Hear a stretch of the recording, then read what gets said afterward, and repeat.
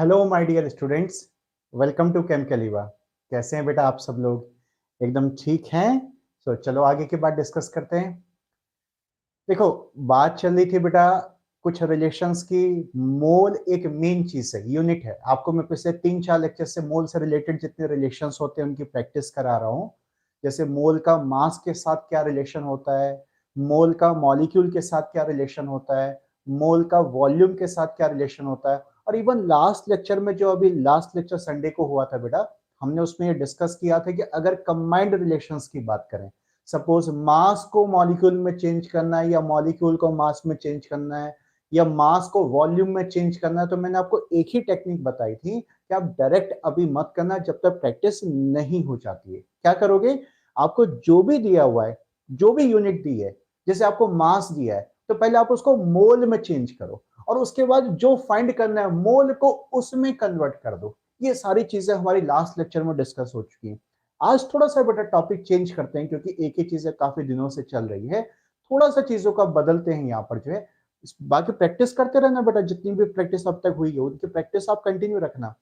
आज हम लेके चलेंगे किसी कंपाउंड के अंदर जो एलिमेंट्स होते हैं उन एलिमेंट्स का परसेंटेज कैसे फाइंड किया जाता है। उसके बाद हम बात करेंगे इसका उल्टा, मींस अगर एलिमेंट्स की परसेंटेज दी है तो कंपाउंड का फॉर्मूला कैसे बनाया जाता है। यानी पहले बात करेंगे कंपाउंड के फॉर्मूले से एलिमेंट की परसेंटेज, फिर बात करेंगे एलिमेंट की परसेंटेज से कंपाउंड का फॉर्मूला बनाना। ये दोनों चीजें आज के लेक्चर में हमें डिस्कस करनी है बेटा। आप में से किसी को कोई डाउट है, कुछ भी क्वेरी है तो जल्दी से मुझे मैसेज कर दो बेटा, अदरवाइज मैं टॉपिक को आगे कंटिन्यू कर रहा हूं। है किसी को कोई डाउट तो जल्दी बोलो बेटा।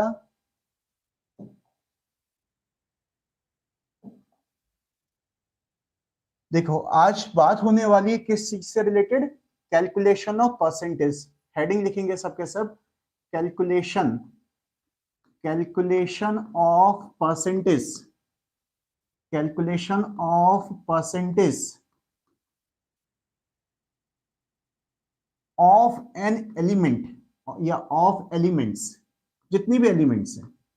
Calculation of percentage of elements in compound, in compound, किसी कंपाउंड के अंदर जो भी एलिमेंट्स होते हैं उनकी परसेंटेज कैसे फाइंड की जाती है। सबके सब हेडिंग लिखेंगे बेटा, हेडिंग लिख लो जल्दी से। Calculation of percentage in compound.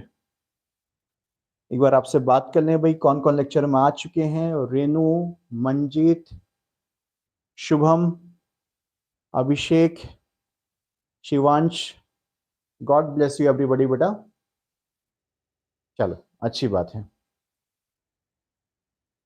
Shivansh बेटा, वेपर डेंसिटी अभी बता दूंगा, आगे थोड़ा सा चलने दो बेटा, अभी बता दूंगा कुछ समय के बाद, कुछ लेक्चर के बाद। अभी फिलहाल अगर आपको कहीं प्रॉब्लम आ रही तो वेपर डेंसिटी बहुत सिंपल सी चीज है बेटा।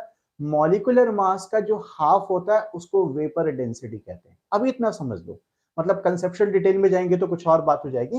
हालांकि सीधे सीधे कैलकुलेशन लेके चलना ना बेटा, तो मॉलिक्यूलर मास का हाफ कर दो, वो उसकी वेपर डेंसिटी हो जाती है, जिसकी भी वेपर डेंसिटी निकालनी है सिंपल। पवन भी क्लास में आ गए हैं, ओके। चलो हेडिंग दिया बेटा, calculation of percentage of elements in compound, calculation of percentage of elements in compounds, in compounds.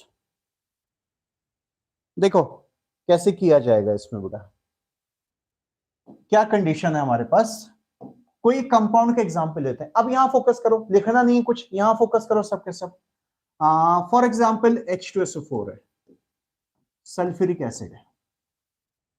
अगर हम इनके अलग अलग मासेस की बात करें कि भाई हाइड्रोजन का कितना मास है, सल्फर का कितना मास है, ऑक्सीजन का कितना मास है, और टोटल कंपाउंड का मॉलिक्यूलर मास कितना है, तो जरा देखते हैं जरा कितना कितना है यहाँ पर।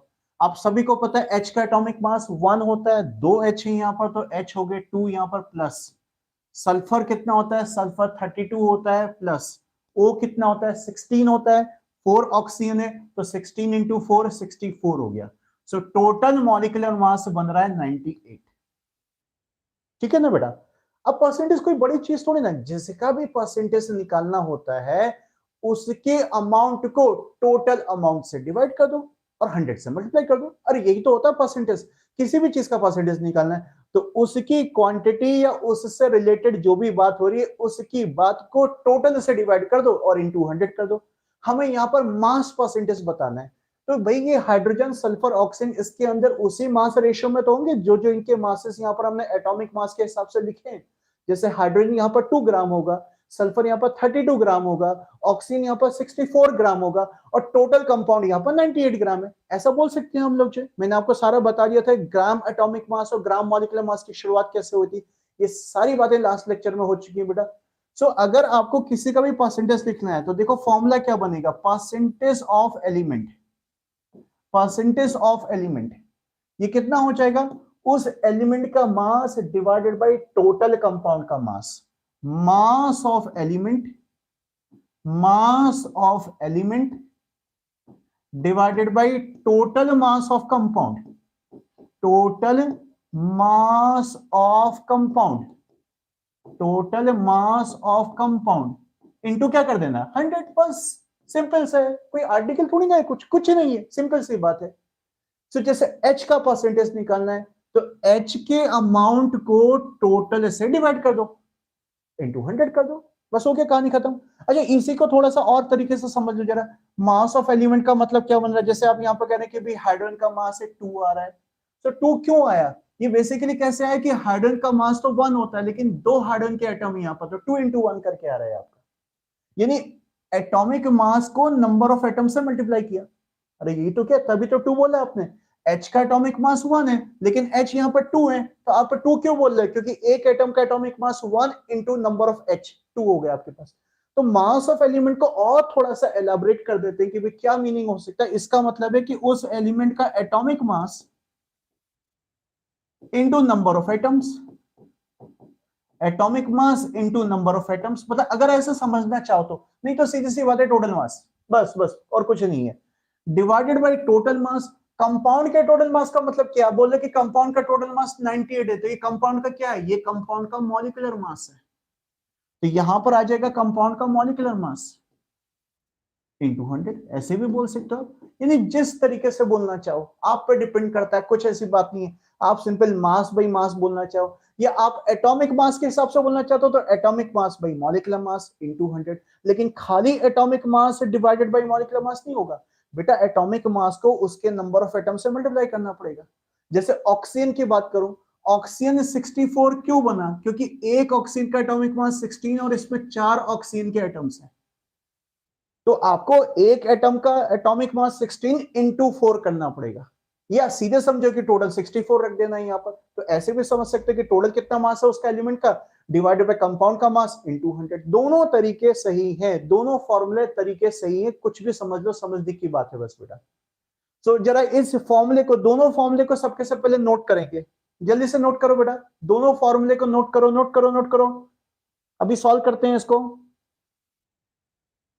सॉल्व आप ही कर लो ना, मैं क्या बताऊं, जल्दी से आप ही सॉल्व कर लो फॉर्मूले को नोट करके, फॉर्मूले को नोट कर लो और सॉल्व कर दो आप ही। बताओ हाइड्रोजन का मास कितना है, सल्फर का मास कितना है,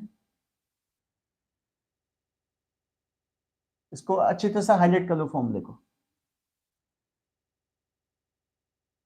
निकालो, H का परसेंटेज निकालो, सल्फर का परसेंटेज निकालो, O का परसेंटेज निकालो, अप्रोक्सीमेट बता दो, कोई ऐसी बात नहीं, अप्रोक्सीमेट बता दो, कोई बात नहीं।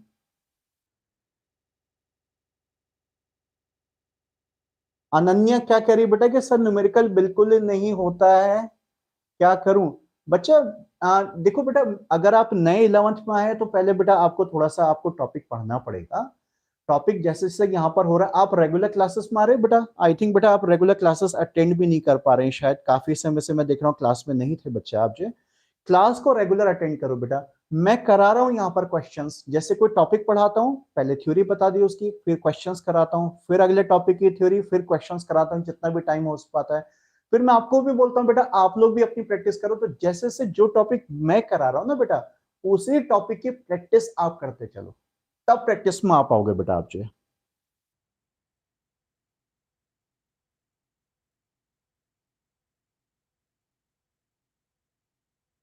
शुभम क्या कह रहा है बेटा, ये नोट कर लेना, मैं थोड़ा सा ऐसी बात कर रहा हूं, मैं देख लूं आपके मैसेज क्या क्या है। सर मैं अपने आप को पूरा झोंकने के लिए तैयार हूं सर, जो हो जाए। अरे बेटा, तेरी टॉप रैंक आएगी शुभम, अगर ईमानदारी से मेहनत करी बेटा। ये बात मैं बोल देता हूं, मैं हर लेक्चर में ये बात बोलता हूं, ईमानदारी से अगर मेहनत करी तो वो मेहनत जरूर सक्सेसफुल होती है, जरूर रंग लाती है। ठीक है, हो सकता है कि भाई हमें ये रैंक लानी थी, वहां तक नहीं पहुंचे, कुछ कम रैंक आएगी, कुछ और कम रैंक आएगी। मे बी कि हमें ये कॉलेज मिलना चाहिए था, वहां तक नहीं पहुंचे, किसी और कॉलेज तक पहुंच गए, किसी और अच्छे कॉलेज तक पहुंच गए। लेकिन ये बात मैं आप सबको बता दूं बेटा, कि जिसने जिंदगी में मेहनत से, मैं ईमानदारी से पूरी मेहनत करी है, आपकी मेहनत में ईमानदारी होनी चाहिए। ये नहीं कि खाली बस कॉपी खोल के बैठ गए, बुक खोल के बैठ गए, बस टाइम पास कर रहे हैं। पूरी ईमानदारी से ये काम करो बेटा, और मुझसे लिख कर ले लो कि आप पक्का सक्सेसफुल हो गए बेटा। सक्सेस को कोई नहीं रोक सकता आपके बेटा। अनन्या, क्या सच छोटा छोटा न्यूमेरिकल भी नहीं हो पाता है? बहुत ज्यादा डर लगता है बेटा। डरो नहीं बच्चा। हम्म, अच्छा, मैथ्स में बेटा प्रॉब्लम है, आप नीट साइड से बेटा प्रैक्टिस थोड़ा सा करनी पड़ेगी बेटा, थोड़ा न्यूमेरिकल्स की ना प्रैक्टिस करनी पड़ेगी बेटा, जो प्रैक्टिस करनी पड़ेगी। मंजीत बेटा, 10th सीबीएसई बोर्ड का रिजल्ट बेटा सभी वेट कर रहे हैं, और मैं कभी भी ऐसी गेसिंग नहीं करता हूं कि कब आएगा करके बेटा। ठीक है, लेट्स सी, जब भी आएगा बेटा 10th सीबीएसई बोर्ड का रिजल्ट, मैं भी वेट कर रहा हूँ बेटा कि कब आएगा। कुछ स्टूडेंट्स ने बोला है कि सर रिजल्ट आएगा तो आना है करके। सो लेट्स सी, मे भी शायद मई स्टार्टिंग में आ जाए। गेसिंग करके क्या फायदा है बेटा इसका? ये सब गवर्नमेंट के काम है बेटा, कुछ कह नहीं सकते बेटा। अच्छा, शिवांश ने एच का आंसर दे दिया है, ओके।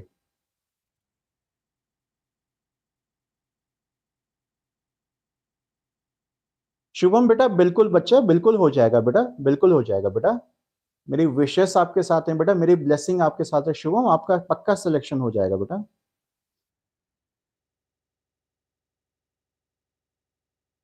यस, सिर्फ तैयारी करना है। अनन्या ने बोला कि हम जरूर करेंगे 2 साल बस तैयारी। यस बेटा, तैयारी करो बस, जो है। आंसर लिख दो थोड़ा सा कुछ बेटा। शिवांश ने आंसर लिखने शुरू कर दिए, एस का भी आंसर लिख दिया है, चंदन ने भी एच का आंसर दे दिया है। अच्छा, मंजीत ने एच का आंसर दे दिया है। Okay, okay. चलो देखो, अब एक बार जरा देख लें कि भाई आपके आंसर्स करेक्ट ही होंगे। आई थिंक कोई बहुत बड़ी चीज नहीं है इसमें जो। देखो, इसमें आपने सीधे कॉन्सेप्ट लगा दिया बेटा कि भाई एच का परसेंटेज निकालना है, तो क्या करना है, एच की परसेंटेज निकालनी है, तो एच के एटॉमिक मास को नंबर ऑफ एटम से मल्टीप्लाई करना है। H2SO4 की बात हो रही है। H का एटॉमिक मास 1 इंटू इसके नंबर ऑफ H एटम्स 2, यानी 2 ही हो गया। डिवाइडेड बाय टोटल कितना आ रहा था, अभी हमने कैलकुलेट किया था 98, डिवाइडेड बाय 98 इंटू 100। ये लगभग लगभग इतना ही आएगा, क्योंकि 98 और 100 आपस में काफी क्लोज है, काफी क्लोज है ना, मतलब लगभग 100 ही है। थोड़ा सा ज्यादा आ जाएगा क्योंकि थोड़ा सा छोटा है, तो ये 2 है, तो 2.0304 ऐसा कुछ आ जाना चाहिए। मैं एक अप्रोक्सीमेट बता रहा हूँ, आप ही लोग का आंसर